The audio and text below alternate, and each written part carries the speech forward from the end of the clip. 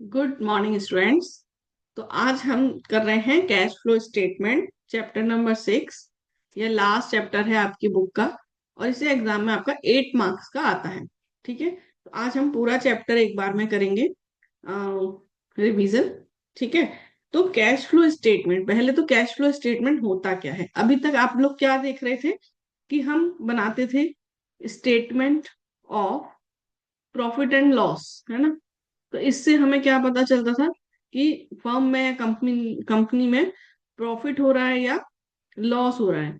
दूसरा हम बनाते थे बैलेंस शीट। तो बैलेंस शीट में हमें एसेट्स एंड लाइबिलिटीज का पता चलता था कि कितना एसेट्स है, कितना लाइबिलिटीज है, या नॉन करेंट एसेट्स कितना है, नॉन करेंट लाइबिलिटीज कितना है, current assets, current liabilities, share holders funds. तो ये सब हमें उसमें रहता है। लेकिन उसमें एक और भी लाइन रहती है, cash and cash equivalent. Balance sheet में रहता है हमारा कैश एंड कैश इक्विवेलेंट, लेकिन उसके सिर्फ हमें प्रीवियस ईयर की क्लोजिंग फिगर दी होती है, जो कि करंट ईयर की ओपनिंग हो जाएगी, और एक करंट ईयर की क्लोजिंग फिगर दी है। तो हमें सिर्फ ये दो फिगर दी होती हैं कि करंट ईयर, प्रीवियस ईयर। यहाँ पे लिखा है कैश एंड कैश इक्विवेलेंट। एक अज्यूम फिगर हम ले रहे हैं 1 लाख, और लास्ट ईयर थी समझो 40,000। तो लास्ट ईयर का क्लोजिंग बैलेंस था 40,000, करंट ईयर का क्लोजिंग बैलेंस है 1 लाख। सो 40,000 से हम 1 लाख, यानी हमारा 60,000 का जो इंक्रीज हुआ है कैश में, वो कैसे हुआ है, ये हमें ये बैलेंस शीट या प्रॉफिट एंड लॉस स्टेटमेंट नहीं बताता है। तो कैश का हमने कहाँ कहाँ यूज किया है, कहाँ पेमेंट किया है, या कहाँ कहाँ से हमें कैश मिला है, कैश या कैश इक्विवेलेंट, वो हमें ये दोनों चीजों से नहीं पता चलता है प्रॉफिट एंड लॉस और बैलेंस शीट से। तो हमें क्या बनाना रहता है, कैश फ्लो स्टेटमेंट। ठीक है, कैश फ्लो स्टेटमेंट हमें कैश के बारे में पूरी जानकारी देता है। तो जब हम कैश फ्लो स्टेटमेंट बनाते हैं तो उसमें दो चीजें होती हैं। एक होता है इनफ्लो, इनफ्लो ऑफ कैश, मतलब कैश कहाँ से आया हमारे पास क्या। और एक होता है आउटफ्लो, मतलब हमने कहाँ कहाँ पे खर्च किया, किस किस को पेमेंट किया। तो ये सब चीज आपने 11th ग्रेड में कैश बुक बनाते थे वहां पर भी किया है कि एक साइड रिसीट साइड, दूसरी साइड पेमेंट साइड करते थे। तो यहाँ भी सेम है, लेकिन इसको थोड़ा सा और हम एलेबरेट कर रहे हैं। तो इनफ्लो ऑफ कैश और आउटफ्लो ऑफ कैश। अभी आप देखो, इनफ्लो ऑफ कैश मतलब यदि हमारा cash and cash equivalent increase हो रहा है, कुछ ऐसा ट्रांजेक्शन हो रहा है जिससे हमारा कैश या कैश इक्विवेलेंट इंक्रीज हो रहा है, so that is inflow of cash. और आउटफ्लो जहां हमारा डिक्रीज हो रहा है, तो हम इसमें लिख देंगे increase in cash and cash equivalent. और ये हो गया हमारा decrease in cash and cash equivalent. Cash and cash equivalent हमारे कम हो रहे हैं तो वो होता है आउटफ्लो, और यदि वो हमारे इंक्रीज हो रहे हैं तो होता है इनफ्लो। ठीक है, अब इनफ्लो के हम एग्जाम्पल दें तो क्या हो सकते हैं। तो सबसे पहले कैश सेल्स। यदि हमने कैश सेल्स किए तो कैश हमारा इंक्रीज हो रहा है, सो दैट इज इनफ्लो। फिर यदि हमें कैश मिल रहा है डेटर से, यानी हमने कैश सेल नहीं किया, हमने क्रेडिट सेल किए, क्रेडिट सेल किए तो डेटर्स क्रिएट हुए, और हमें डेटर्स से कैश मिल रहा है, तो वो भी हमारा इनफ्लो है। या फिर हमने कोई नॉन करंट एसेट्स और नॉन करंट इन्वेस्टमेंट को सेल कर दिया है, तो वहां से भी हमें पैसा मिल रहा है, मतलब inflow of cash and cash equivalent. या फिर हमने शेयर्स इशू किए हैं, है ना, इशू ऑफ शेयर्स या डिवेंचर्स, डिवेंचर्स इशू कर रहे हैं, तो भी हमें cash, issue of shares and debentures in cash, लेकिन वो कैश में इशू होना चाहिए, इन काइंड या बोनस शेयर्स नहीं होने चाहिए। तो कैश में यदि हमने शेयर्स डिवेंचर्स इशू किए हैं तो फिर हमें कैश इंक्रीज होगा, इनफ्लो हो जाएगा। या फिर हमने लोन लिया है,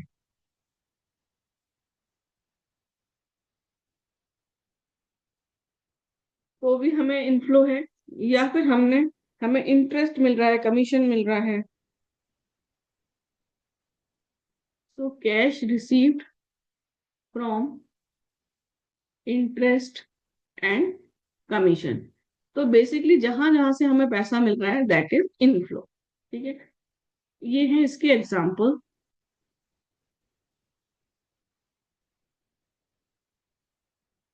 इसके एग्जाम्पल्स क्या हैं आउटफ्लो के? देखो, यदि हमने कैश परचेज किया है तो पैसा हमारा जाएगा।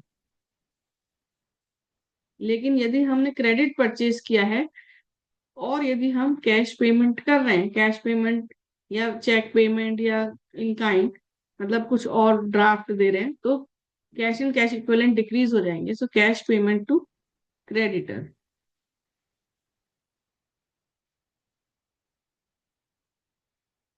फिर है यदि हमने कुछ एक्सपेंसेस किए हैं, so cash paid for expenses. जैसे हमने salary, wages, rent, miscellaneous expenses कुछ पे किया है, तो उससे भी हमारा कैश डिक्रीज हो जाएगा, तो आउटफ्लो ऑफ कैश हो जाएगा। या फिर हमने कैश पे किया है, cash paid for purchase of non current assets या नॉन करेंट इन्वेस्टमेंट। हमने कुछ परचेज किया है तो भी हमारा कैश जाएगा, that is outflow of cash. या फिर हमने लोन दिया है किसी को, लोन एंड एडवांस, तो भी हमारा पैसा जाएगा, आउटफ्लो। फिक्स है यदि हमने प्रीफरेंस शेयर्स या डिवेंचर्स को रिडीम किया है।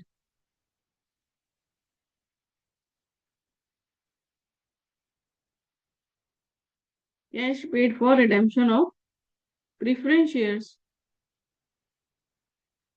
और डिवेंचर्स। या फिर हमने अपने ही शेयर्स को बायबैक किया है।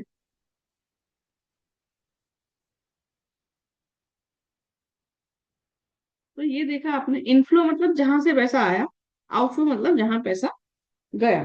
ठीक है, तो ये ही है अभी। तो देखो, अभी तक हमने जितना किया एक बार उसे समराइज कर लेते हैं। कैश फ्लो स्टेटमेंट आपका लास्ट चैप्टर है, 8 मार्क्स का आता है एग्जाम में। सबसे टफ चैप्टर है, लेकिन हमने अच्छे से अंडरस्टैंड किया तो वो इजी भी हो जाएगा आपके लिए यदि हमने उसे प्रैक्टिस किया तो। ठीक है, तो देखो, कैश फ्लो स्टेटमेंट बनाने की जरूरत हमें क्यों पड़ती है? हम normally statement of profit and loss and balance sheet बनाते हैं। तो प्रॉफिट एंड लॉस स्टेटमेंट से हमें प्रॉफिट और लॉस के बारे में पता चलता है, और बैलेंस शीट से हमें एसेट्स एंड लायबिलिटीज के बारे में पता चलता है। और एक लास्ट में दिया रहता है कैश एंड कैश इक्विवेलेंट, यानी प्रीवियस ईयर का क्लोजिंग बैलेंस और करंट ईयर का क्लोजिंग बैलेंस दिया रहता है। तो उसके बीच में ये जो इंक्रीज हुआ कैश 60,000 का, ये हमारी एज्यूम्ड फिगर है। तो वो कैसे इंक्रीज हुआ, हमने कहाँ पैसा दिया, कहाँ से लिया, वो सब इसमें नहीं पता चलता है। तो उसके लिए हम बनाते हैं cash flow statement. Cash flow statement में दो चीजें होती हैं, एक इनफ्लो ऑफ कैश, एक आउटफ्लो ऑफ कैश। यानी कैश कहाँ से आया, कैश एंड कैश इक्विवेलेंट, और कैश कहाँ गया। तो उसके एक एग्जाम्पल होते हैं। तो क्या, inflow of cash means increase in cash and cash equivalent, और outflow means decrease in cash and cash equivalent. Example देख लेते हैं। इनफ्लो ऑफ कैश में cash sales, cash received from debtors, sale of non current assets and non current investment, issue of shares debentures in cash, cash loan taken and cash received from interest and commission. तो ऐसा सब है तो inflow of cash है। लेकिन यदि cash purchase, cash payment to creditor, cash paid for expenses, cash paid for purchase of non current assets and non current investment, loan and advance given, cash for redemption for cash payment है यहाँ पर।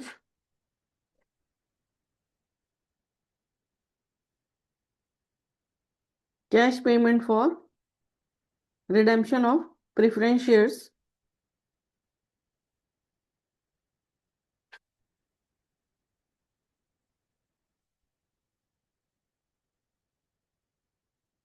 Of preference shares and debentures है, या buyback of own shares हैं। ऐसा सब है तो आउटफ्लो ऑफ कैश है। ठीक है, तो अभी हमने इनफ्लो आउटफ्लो देख लिया। अब यदि हम कैश फ्लो स्टेटमेंट का मीनिंग समझें तो वो क्या है? Cash flow statement is a statement that shows inflows and outflows of cash and cash equivalent during an accounting period. तो अब ये जो कैश फ्लो स्टेटमेंट है, इसमें तीन तरीके की एक्टिविटीज होती हैं, जिसमें हम इसे डिवाइड करते हैं। ठीक है।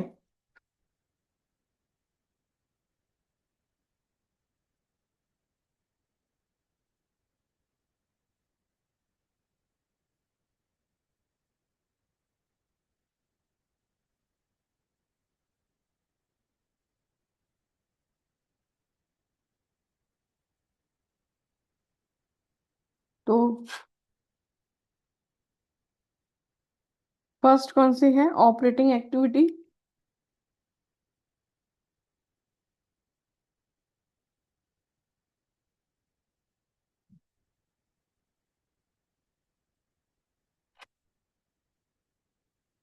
Operating activity. सेकंड है इन्वेस्टिंग एक्टिविटी।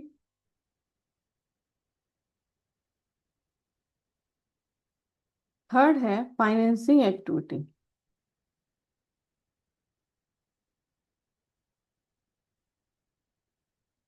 देखो, यदि हम एक बैलेंस शीट की मदद से इसको समझें, तो क्या हमारा ऑपरेटिंग में आएगा, क्या फाइनेंसिंग में और क्या इन्वेस्टिंग में। तो बैलेंस शीट वैसे तो कंपनी के केस में वर्टिकल बनती है, पर यदि हमने हॉरिजॉन्टल बनाई तो उसमें मैं आपको बता रही हूँ कि उसमें हम 6 आइटम्स लिखते हैं। ठीक है। तो पहला होता है अपना शेयर होल्डर्स फंड्स, फिर है नॉन करेंट लायबिलिटी, और इसके बाद है करंट लायबिलिटी। यहाँ पर होता है non current acids, non current investment और करंट एसिड्स। ठीक है। Non current investment non current acids का ही पार्ट होता है, पर मैंने यहाँ अलग से लिखा है। तो यदि आप इसको देखें, share holders funds and non current liability, ये दोनों आते हैं फाइनेंसिंग में। तो यदि यहाँ से पैसा आया है तो इनफ्लो ऑफ फाइनेंसिंग एक्टिविटी, और पैसा गया है तो आउटफ्लो, बट ये दोनों का फाइनेंसिंग एक्टिविटी में आता है।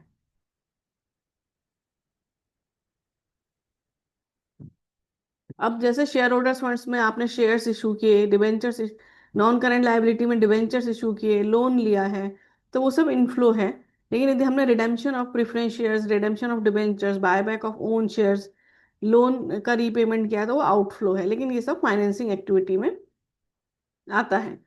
फिर ये है non current assets and non current investment, इससे रिलेटेड जो भी होगा वो आता है इन्वेस्टिंग एक्टिविटी में। यदि हमने कोई प्रॉपर्टी प्लांट इक्विपमेंट परचेज किया है, तो वो आउटफ्लो हो गया, लेकिन इन्वेस्टिंग एक्टिविटी में। और यदि हमने कुछ सेल किया है, प्रॉपर्टी प्लांट इक्विपमेंट या नॉन करेंट इन्वेस्टमेंट, तो वो आ जाएगा इन्वेस्टिंग एक्टिविटी में। तो नॉन करेंट एसेट्स और नॉन करेंट इन्वेस्टमेंट से रिलेटेड कुछ भी है तो इन्वेस्टिंग एक्टिविटी, और शेयर होल्डर्स फंड्स और नॉन करेंट लायबिलिटी से रिलेटेड है तो फाइनेंसिंग एक्टिविटी, और current assets and current liability से रिलेटेड है तो वह है ऑपरेटिंग एक्टिविटी। ठीक है। तो ये हमें ध्यान रखना है। इसके साथ फिर एक दो पॉइंट और ध्यान रखना है। So important points to consider.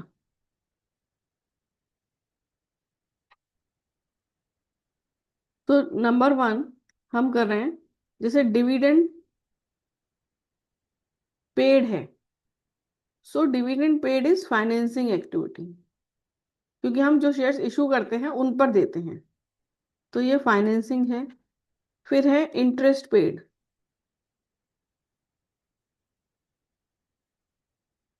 ये भी फाइनेंसिंग है।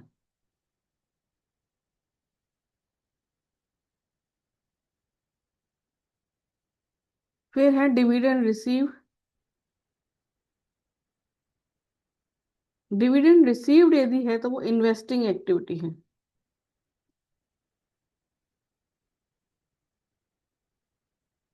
और इंटरेस्ट रिसीव्ड,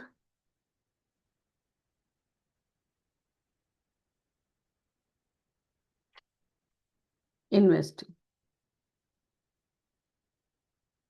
तो dividend and interest paid, financing, dividend and interest received, investing activity. तो ये हमें ध्यान देना है। दूसरा जो हमें इंपॉर्टेंट पॉइंट याद रखना है वो है बैंक ओवरड्राफ्ट।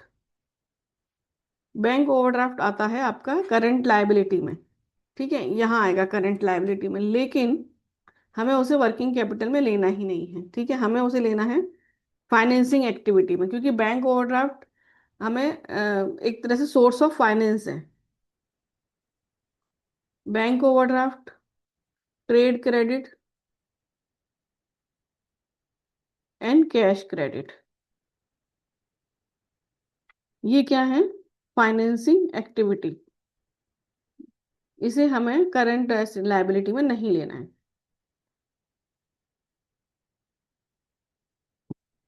थर्ड पॉइंट है हमारा करंट इन्वेस्टमेंट। करंट इन्वेस्टमेंट भी आपका करंट एसेट्स में दिया होगा, लेकिन वो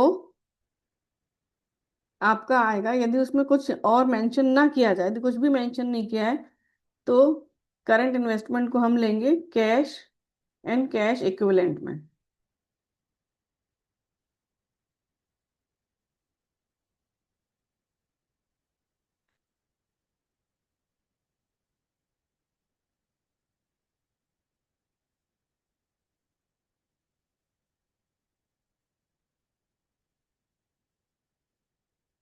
एक है short term borrowing.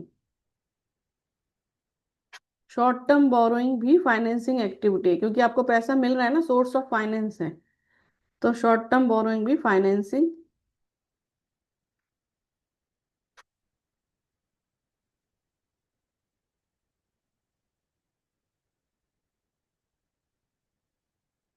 Financing activity.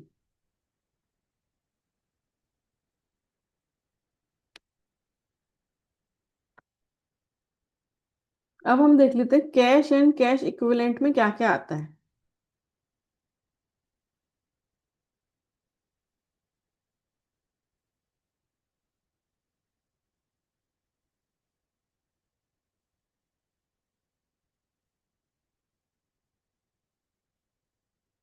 तो कैश एंड कैश इक्विवेलेंट में क्या क्या आ सकता है, देखो कैश इन हैंड वो तो है ही,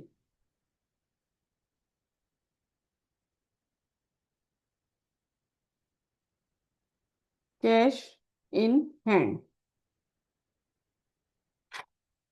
दूसरा हो सकता है cash at bank.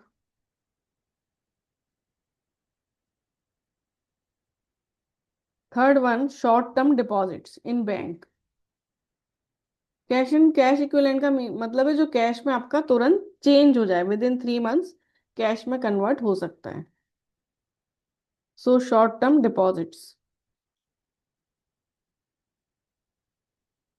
In bank.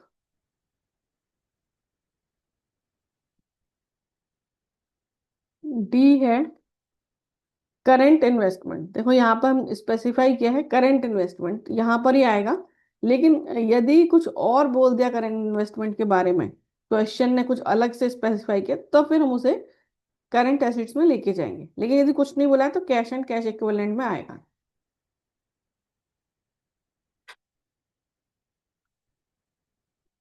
फिर है short term investment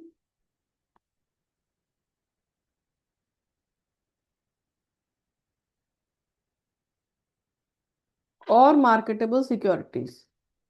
so marketable securities भी आपकी कैश एंड कैश इक्विवेलेंट में आएंगी। फिर है cheques and drafts on hand.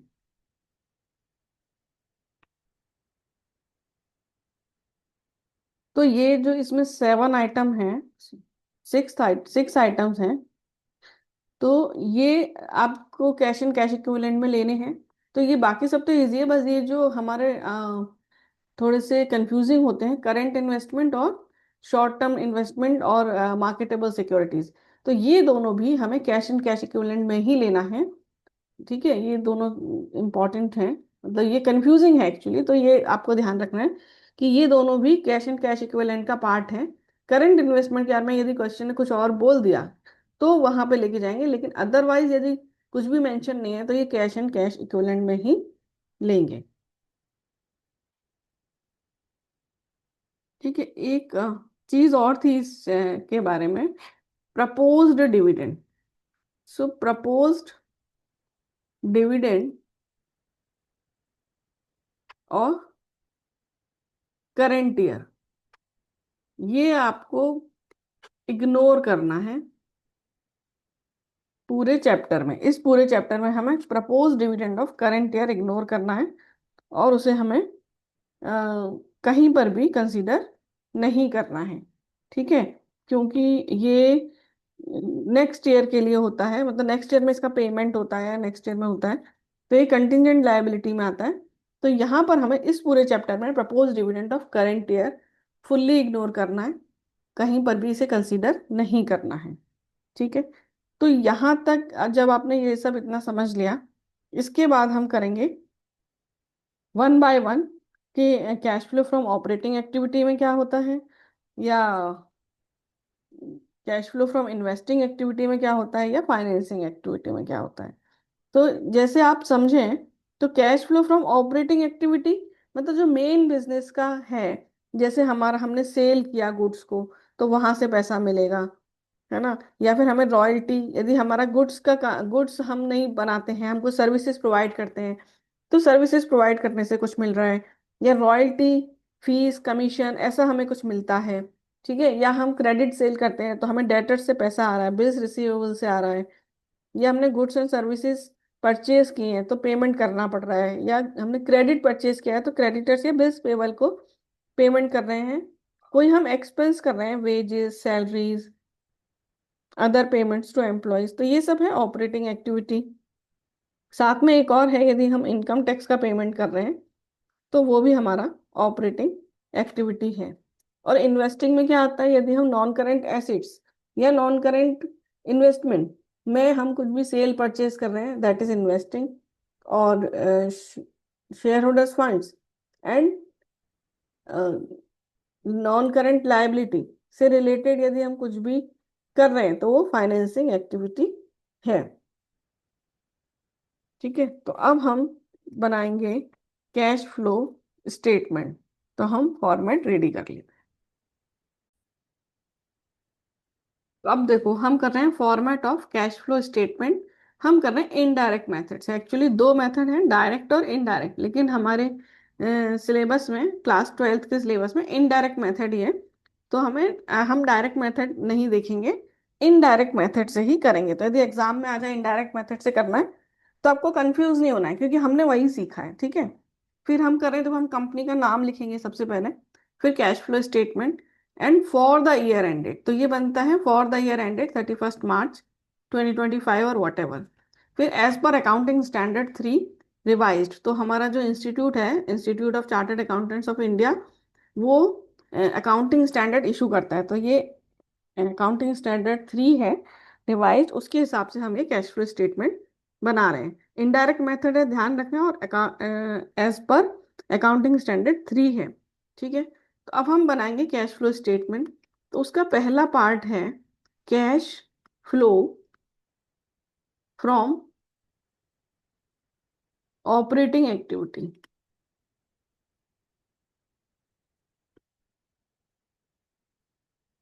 ठीक है, तो इसको अंडरलाइन कर लेते हैं, cash flow from operating activity.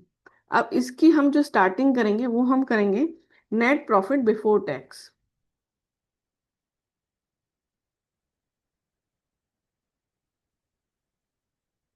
And extra ordinary item.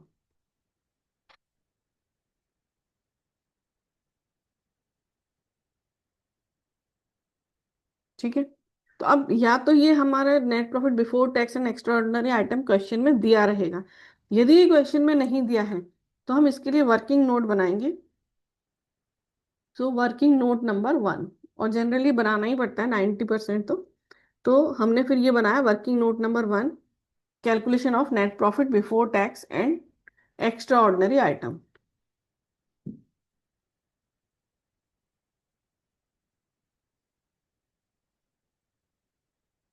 तो सबसे पहले हम देखो क्या करेंगे इसमें, सरप्लस लिखेंगे, सरप्लस ऑफ करेंट ईयर। तो जो भी करंट ईयर का प्रॉफिट है का लास्ट बैलेंस है वो लिखेंगे सरप्लस। फिर हम लिखेंगे सरप्लस ऑफ प्रीवियस ईयर, और यहाँ आ जाएगा सरप्लस ड्यूरिंग द ईयर। तो ये हमारी क्वेश्चन की स्टार्टिंग है यहाँ पर, तो यहाँ पर ही हम मिस्टेक नहीं करनी है। तो ये जो हमने सरप्लस ड्यूरिंग द ईयर लिखा है यहाँ पे आएगा current year minus previous year, ठीक है ना, करेंट ईयर से प्रीवियस ईयर माइनस किया। तो समझो यदि करंट ईयर और प्रीवियस ईयर, यदि यहाँ पर 12,000 है और ये 10,000 है, तो हमारा सरप्लस ड्यूरिंग द ईयर क्या आएगा, सरप्लस ड्यूरिंग द ईयर आ जाएगा 12,000 माइनस 10,000, 2,000, ठीक है।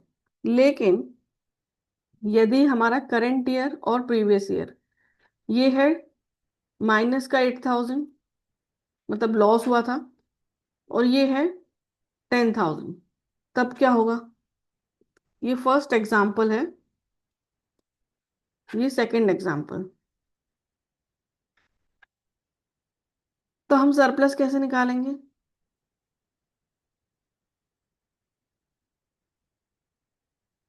The year. तो हमें क्या करना है, current year minus previous year.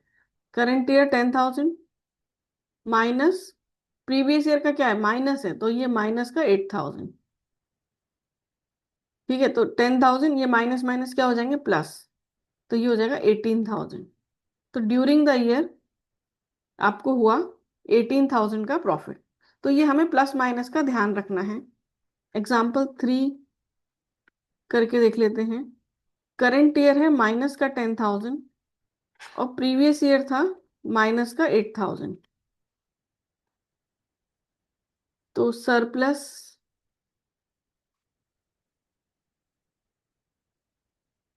During the year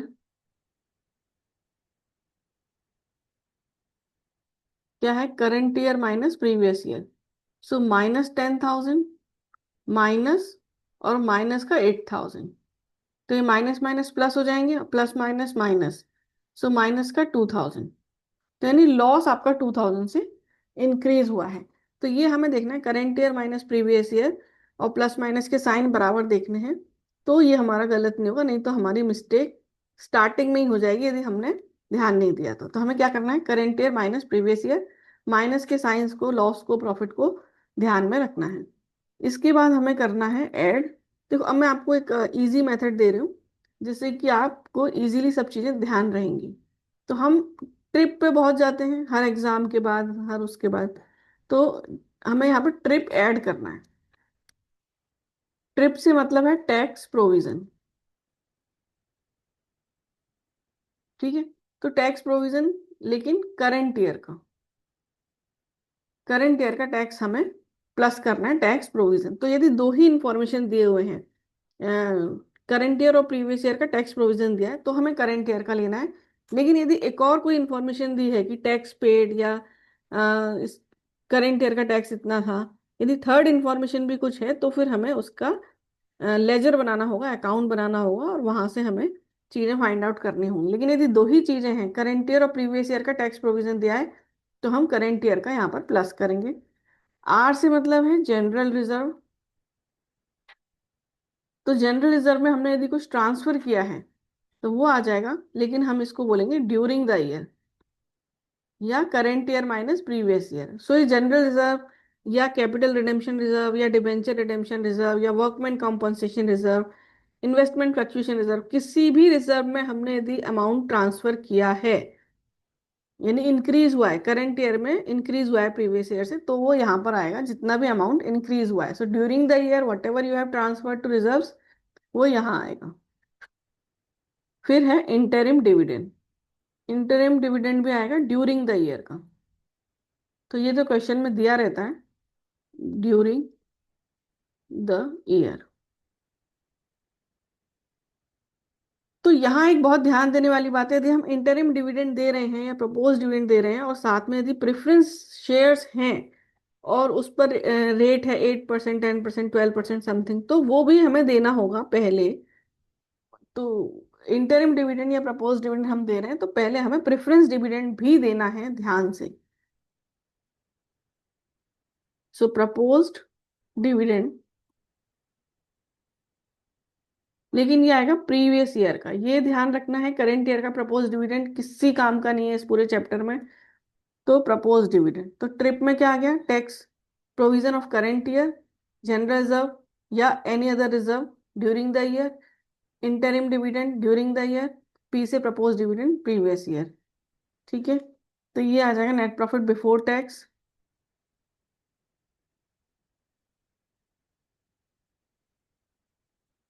फिर इसमें हम कोई भी एक्स्ट्रा ऑर्डिनरी आइटम है तो हम ऐड करेंगे एक्स्ट्रा ऑर्डिनरी,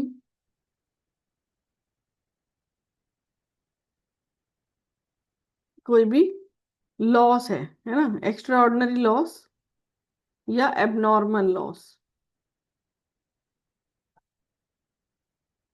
वो प्लस करेंगे और फिर लेस करेंगे abnormal gain.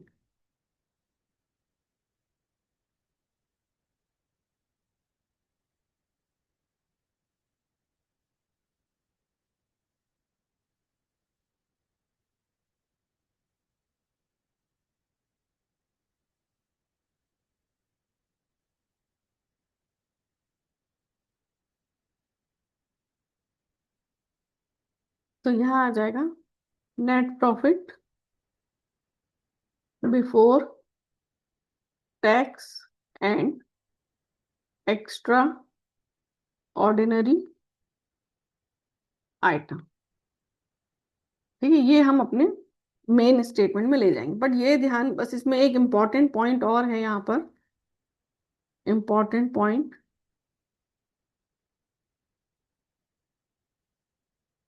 Before giving in interim dividend, before giving actually equity dividend, यदि कोई इक्विटी डिविडेंड है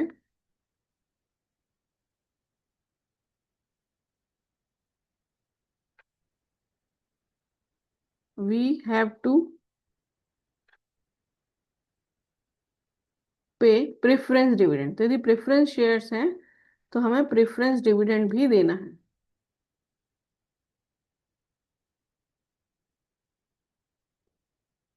ये इंपॉर्टेंट है। ठीक है, अब हम अपने मेन वाले पे आ जाते हैं। ये है, तो ये यहाँ हमने लिखेंगे इनर कॉलम में net profit before tax and extra ordinary item. ठीक है, अब हम क्या कर रहे हैं, ऐड वाइल्ड, WILD। ठीक है, वाइल्ड तो कर ही रहे हैं, साथ में एक और चीज हम ऐड करेंगे, इंक्रीज इन PDD, मतलब प्रोविजन फॉर डाउटफुल डेट्स। तो ये ध्यान रखना है, increase in doubtful debts, increase in provision for doubtful debts यहाँ ऐड करना है। वाइल्ड से मतलब है राइटिंग ऑफ intangible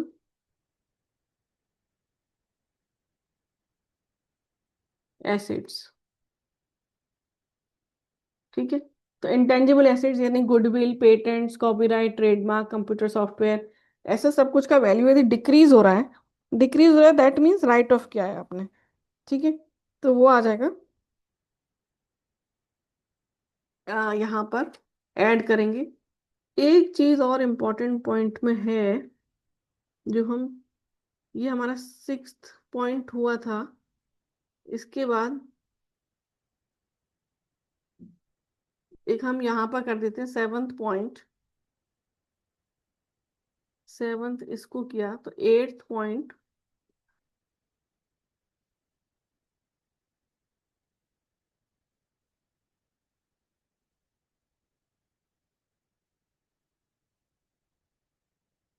हाँ, यदि इंटेंजिबल एसेट्स यदि डिक्रीज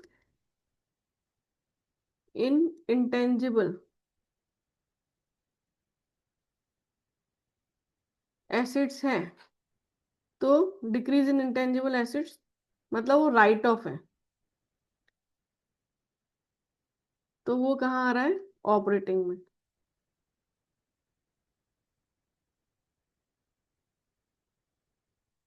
लेकिन यदि वो इंक्रीज है, इंक्रीज इन इंटेंजिबल एसिड,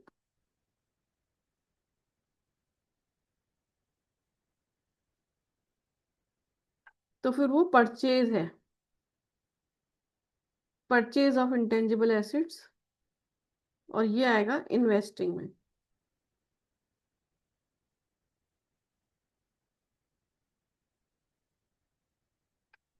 नाइन्थ पॉइंट है कि जब हम डेटर्स का इंक्रीज या डिक्रीज देखते हैं वर्किंग कैपिटल में, तो हम ग्रॉस डेटर्स लेंगे। Gross debtors will be taken in working capital.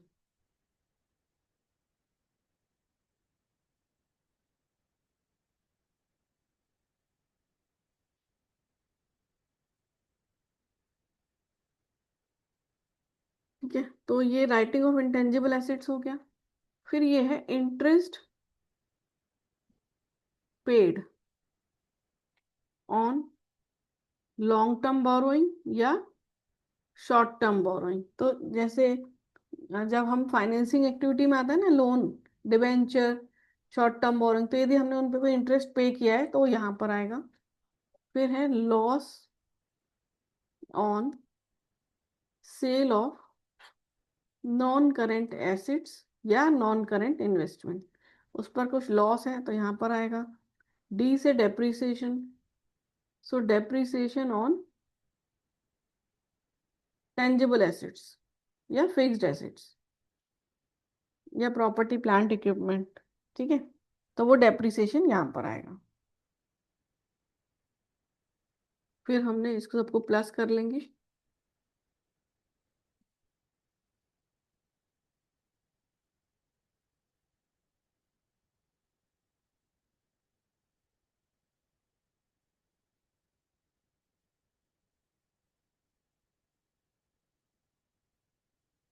इसके बाद हम क्या करने वाले हैं, लेस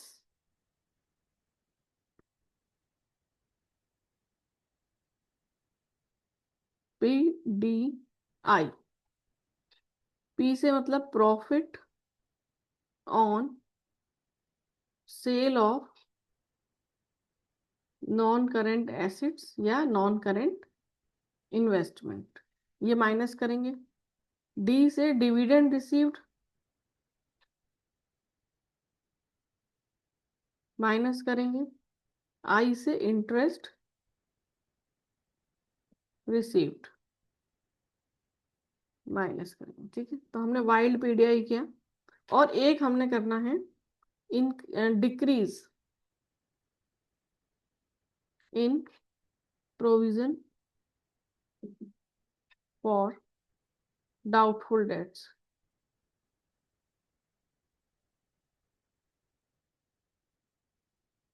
तो ये आपका आ जाएगा operating profit before working capital changes.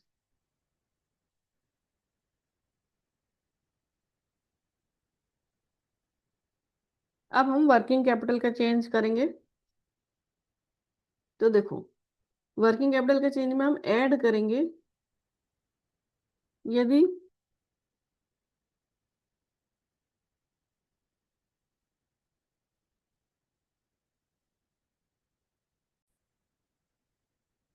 तो देखो हमें क्या अब वर्किंग कैपिटल चेंजेस करने हैं।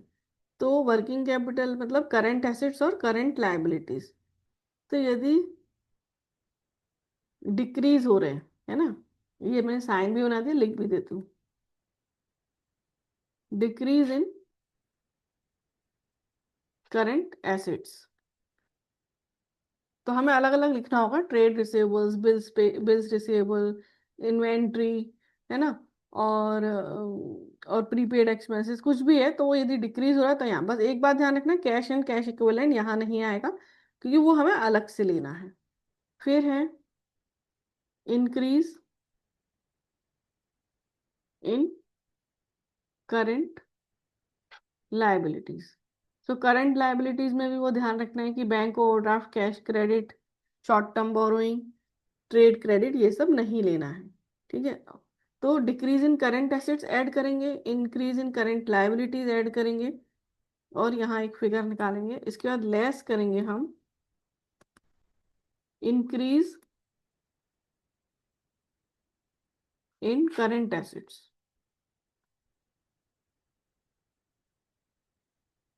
और डिक्रीज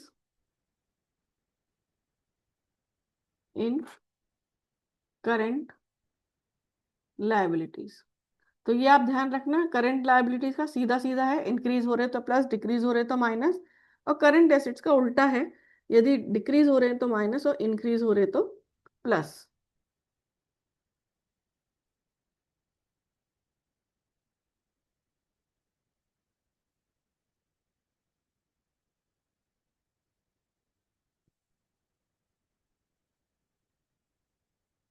ये जो है वो ऑपरेटिंग ही थोड़ा बड़ा है, और थोड़ा समझने में टाइम लगेगा, लेकिन इन्वेस्टिंग और फाइनेंसिंग फिर इतना टफ नहीं है, वो सिंपल है।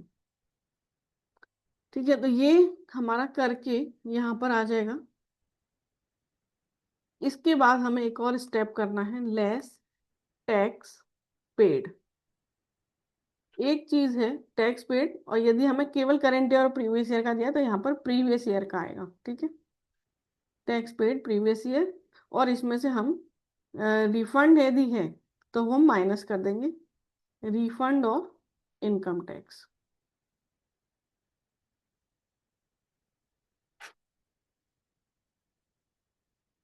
तो ये आ जाएगा finally cash flow of, cash flow from operating activities.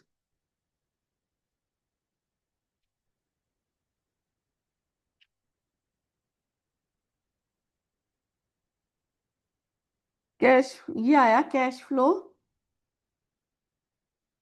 Before extraordinary item.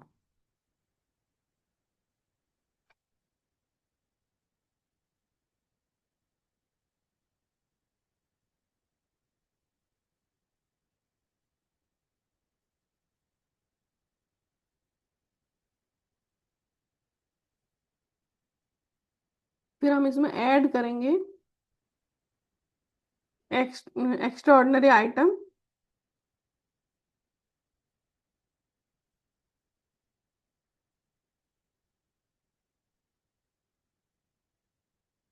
Credited to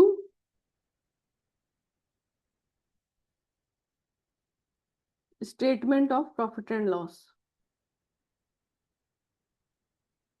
और less extraordinary items debited to statement of profit and loss. तो ये जो अब आएगा, ये आ जाएगा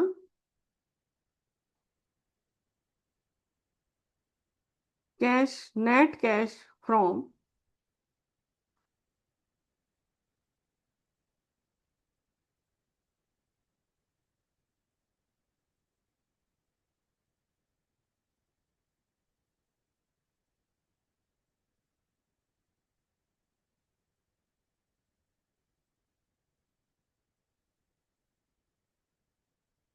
ऑपरेटिंग एक्टिविटीज।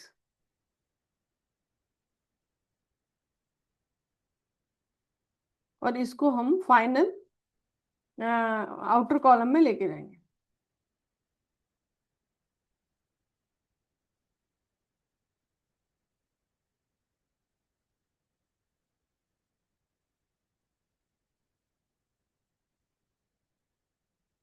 ठीक है, तो ये आएगा यहाँ पर।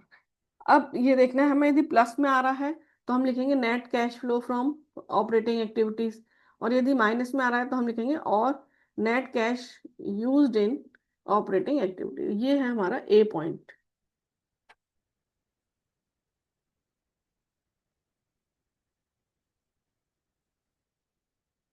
तो ए पॉइंट का हमारा ये टोटल यहाँ पर आ गया है।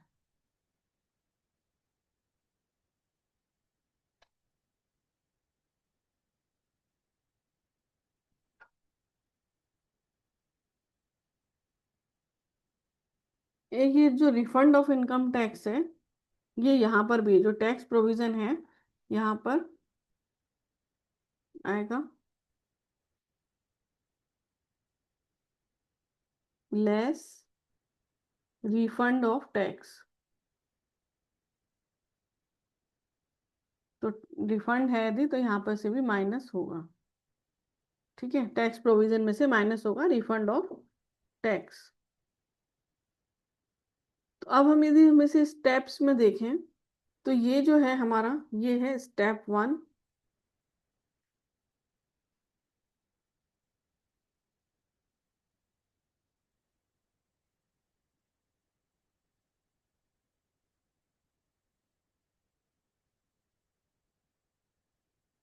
पूरा।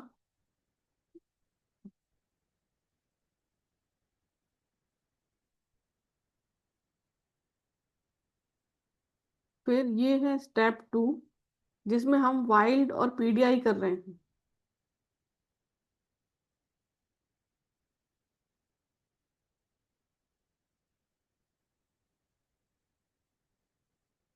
ये है स्टेप 2।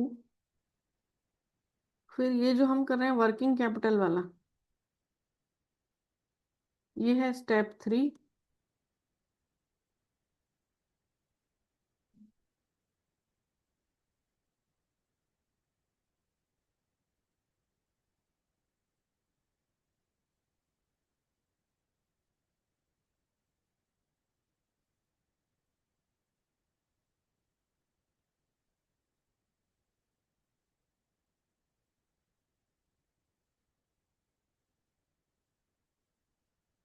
ये है स्टेप 4 टैक्स पेड वाला, और ये है स्टेप 5। तो यदि आप ऐसे 5 स्टेप्स में करेंगे तो आपका हो जाएगा। स्टेप 1 था हमारा टैक्स वाला, ट्रिप जो हमने ऐड किया था। स्टेप 2 में हमने वाइल्ड और पीडीआई किया। स्टेप 3 में हमने वर्किंग कैपिटल के चेंजेस किए। स्टेप 4 में हमने टैक्स पेड किया, और स्टेप 5 में हमने एक्स्ट्रा ऑर्डिनरी आइटम किया। ठीक है, तो ये हमारा ए पॉइंट आ गया, cash flow from operating activities या cash used in operating activities. अब हम करेंगे B part, cash flow from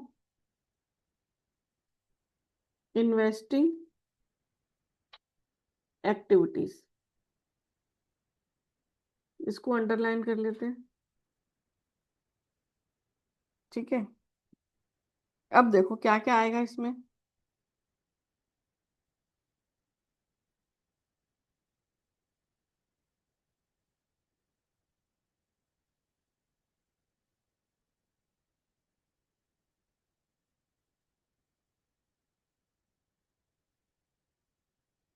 तो इन्वेस्टिंग एक्टिविटी मतलब जो हमारा नॉन करेंट एसेट्स और नॉन करेंट इन्वेस्टमेंट में कुछ भी प्लस माइनस हो रहा है। तो देखो proceeds from sale of non current assets. ठीक है, नॉन करेंट एसेट्स या प्रॉपर्टी प्लांट इक्विपमेंट। तो प्रॉपर्टी प्लांट इक्विपमेंट में यदि कुछ है तो वो यहाँ आएगा प्लस में। और फिर यदि हमने इंटेंजिबल एसेट्स का कुछ सेल किया है, पेटेंट सेल या, तो वो भी आएगा यहाँ पर। फिर प्रोसीड्स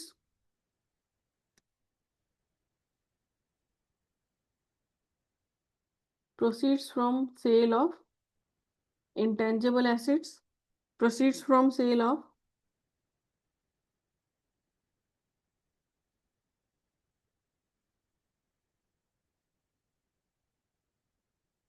नॉन करेंट इन्वेस्टमेंट,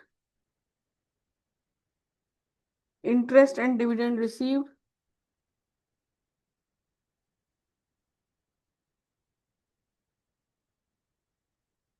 ये हमने पहले भी बोला था, इंटरेस्ट एंड डिविडेंड रिसीव्ड आपका इन्वेस्टिंग एक्टिविटी है। रेंट रिसीव्ड, यदि हमने कमर्शियल पर्पस के लिए दिया है, और है फिर ये सब तो है हमारे इनफ्लो। फिर आएगा purchase of property plant equipment,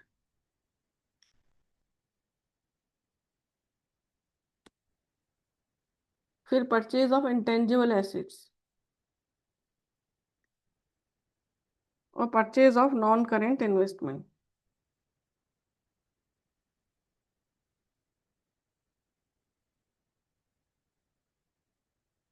ये माइनस में आएगा।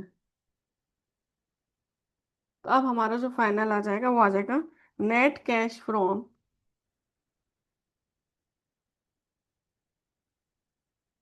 इन्वे और यूज्ड इन, यदि माइनस में है तो हम लिखेंगे और यूज्ड इन इन्वेस्टिंग एक्टिविटीज।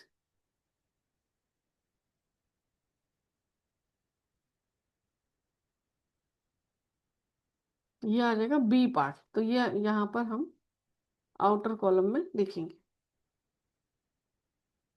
फिर सी आ जाएगा कैश फ्लो फ्रॉम फाइनेंसिंग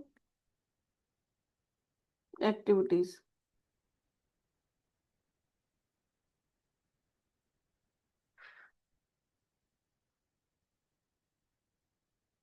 तो देखो proceeds from issue of shares and debentures. यदि हमने शेयर डिवेंचर इशू किए तो हमें पैसा मिलेगा, इनफ्लो होगा।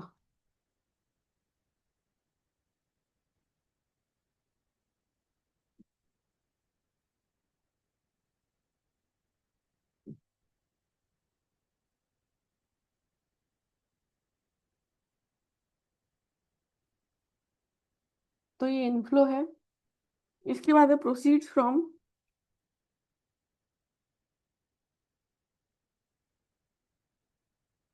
Other long term borrowing.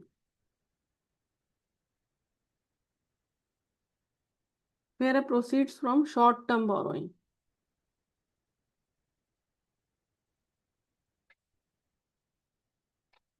नहीं, ये हमने लोन लिए हैं। फिर है increase in bank overdraft and cash credit, यदि इंक्रीज हो रहा है तो इनफ्लो है।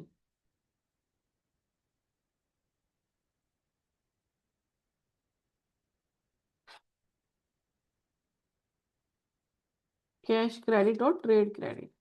लेकिन यदि यहीं पर डिक्रीज है, decrease in bank OD and cash credit, तो फिर वो यहाँ पर माइनस में आएगा। ठीक है। फिर है पेमेंट ऑफ इंटरिम डिविडेंड,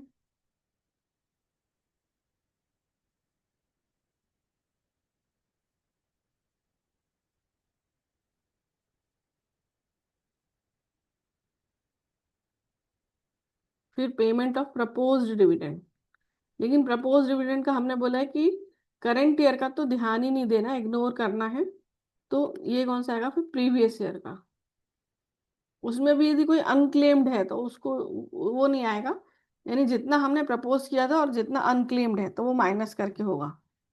ठीक है, यानी कि proposed dividend minus unclaimed. Unclaimed है तो उसको तो पे नहीं किया ना आपने, तो वो हम जितना पे किया उतना ही आएगा। फिर इंटरेस्ट पेड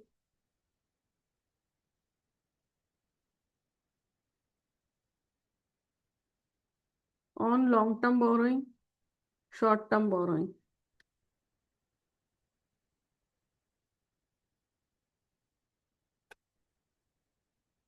फिर interest paid on bank overdraft.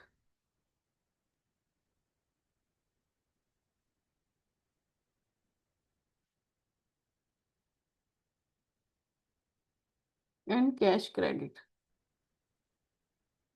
फिर रीपेमेंट ऑफ लोन।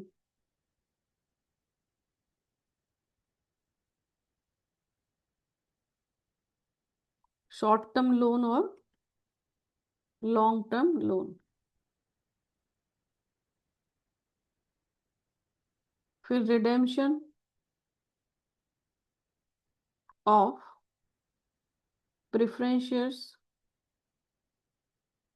या डिबेंचर्स।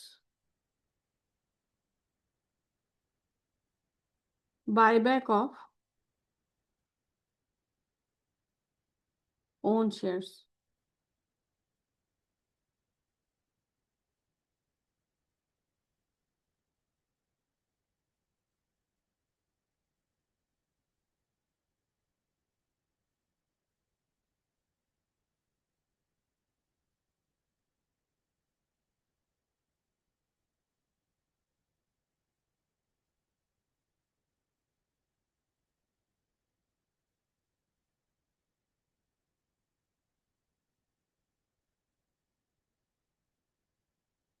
तो यहाँ आ जाएगा आउटर कॉलम में नेट कैश फ्रॉम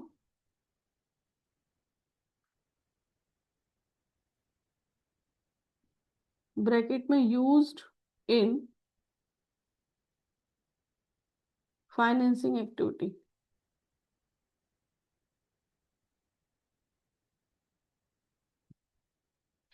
ये आ गया सी पॉइंट। फिर ए बी सी जो है तीनों को हम प्लस माइनस प्लस कर देंगे। ठीक है, सो नेट इंक्रीज और decrease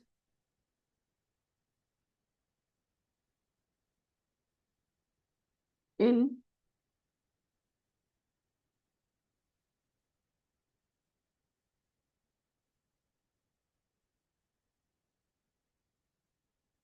so net cash increase और डिक्रीज। तो आप क्या कर रहे हो, ए प्लस बी प्लस सी, तीनों को आपने प्लस किया। फिर हम करेंगे add cash and cash equivalent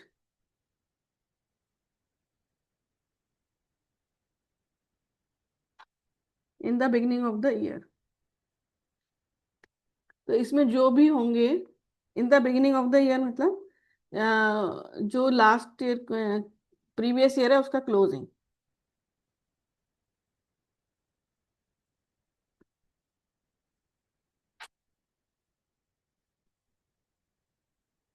तो ये आपने प्लस किया।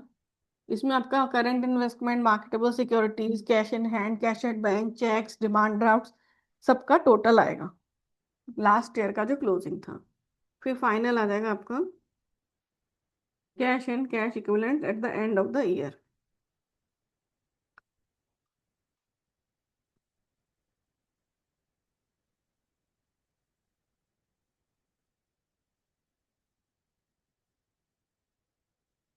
इसमें भी सब आ जाएगा, marketable securities, current investment, cheques, bank, cash. ठीक है, तो ये यदि हमारा आ गया और ये हमारा जो बुक में दिया है उससे मैच हो गया तो फिर हमारा आंसर करेक्ट है। ठीक है, तो ये जैसे बैलेंस शीट में हम टोटल मैच करते हैं ऐसे ही कैश फ्लो स्टेटमेंट में लास्ट का जो बैलेंस है ये कैश का जो क्लोजिंग बैलेंस है और उसमें मार्केटेबल सिक्योरिटीज और करंट इन्वेस्टमेंट सब प्लस करके ये आना चाहिए टोटल। तो फिर हमारा आंसर करेक्ट है। तो ये हमने बहुत सिंपल वे में देखा है। तो एक बार आप देखो और यदि कुछ भी डाउट होता है तो आप कमेंट कर सकते हैं। कमेंट में आप मुझे अपना डाउट पूछ सकते हैं। ठीक है, यदि अच्छा लगे तो अपने फ्रेंड्स के साथ शेयर करना, लाइक करना और मेरे चैनल को सब्सक्राइब करना। ठीक है, तो कुछ भी डाउट है तो आप पूछो। और सिंपल वे में बताया है, कुछ रह गया है तो भी आप पूछ सकते हैं कि ये कैसे होगा। ठीक है। तो थैंक यू फॉर वॉचिंग।